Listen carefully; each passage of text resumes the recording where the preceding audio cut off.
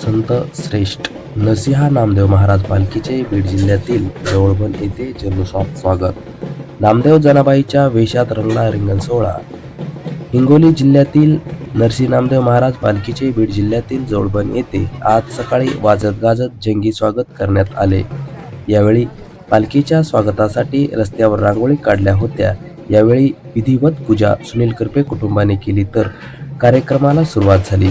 मराठवाड्यातील ग्रामीण भागातील पहिला अश्वरिंगण सोहळा जवळबन या ग्रामीण भागातील गावात प्रत्येक वर्षाप्रमाणे याही वर्षी मोठ्या उत्साहात संपन्न झाला आहे. तर यावेळी फुगडी वारकऱ्यांचे रिंगण तसेच अश्वरिंगण अशा विविध कार्यक्रमाचे गावकऱ्यांच्या डोळ्याचे पारणे फेडले आहे. गावात अगदी भक्तिमय वातावरण निर्माण झाले होते. गावातील कैलासवासी निवृत्त सोपानराव करपे यांनी 1995 साली संत श्रेष्ठ नामदेव महाराजांच्या दिंडीला गावात सुरुवात केली. ती आज तागायत सुरू आहे. हे 35वे वर्ष आहे. गावातील हनुमान मंदिरात कीर्तन भजन करून महाप्रसाद घेऊन ही पालखी आज पुढे इसुबडगाव येथे मुक्काम करणार असून उद्या रविवार पंढरपूरसाठी प्रस्थान करणार आहे. यावर्षी पाऊस नसल्याने दुष्काळाचे सावट आहे. यामुळे गावकऱ्यांनी नामदेव महाराजांच्या चरणी चांगला पाऊस पडू देत असं साकडं घातल्याची प्रतिक्रिया गावकरी सुनील करपे यांनी दिली आहे.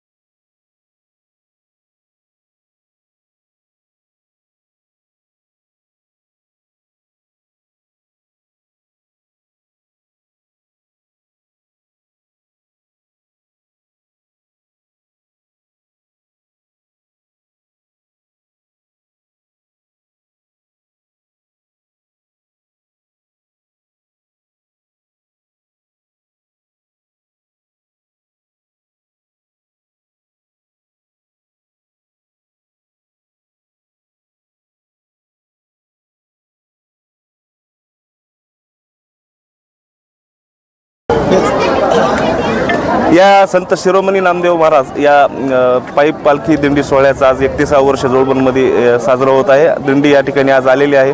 अश्वरिंगण सोहळा या ठिकाणी आत्ताच पार पडला. छत्रपती शिवाजी महाराजांचा या ठिकाणी नवीन पुतळा या ठिकाणी स्थापन झालेला आहे. त्यांच्या या रिंगण सोहळ्यामध्ये ते एक आकर्षण या ठिकाणी पाहायला मिळालं. जोडबनचे सर्व भाविक भक्त यावर्षी पावसाने उघडीप दिल्यानं वारकऱ्यांची संख्या अधिक आहे. निश्चितच आता या सर्व वारकऱ्यांचा या ठिकाणी गावकऱ्यांच्या वतीनं इथं भोजन सोहळा होणार आहे. स्वर्गवासी निवृत्ती सोपानराव करपे यांच्या पुढाकारातून या वारीचं या दिंडीचं या ठिकाणी आगमन होत असतं. त्यांच्या पश्चात सुनीलरावजी करपे हा कार्यक्रम नेटाने चालवत असतात. आत्ताच आपण सर्व खेळ पाहिले, महिलांचे फुगड्या पाहिल्या, वारकऱ्यांच्या पताका पाहिल्या, या ठिकाणी अश्वरिंगण सोहळाही पाहिला. आता वारकरी या ठिकाणी कीर्तन महाराजांचं कीर्तन संपन्न होईल, त्यानंतर भोजन होईल आणि पालखी पुढे उसोपडगाव पंढरीकडे प्रस्थान होईल.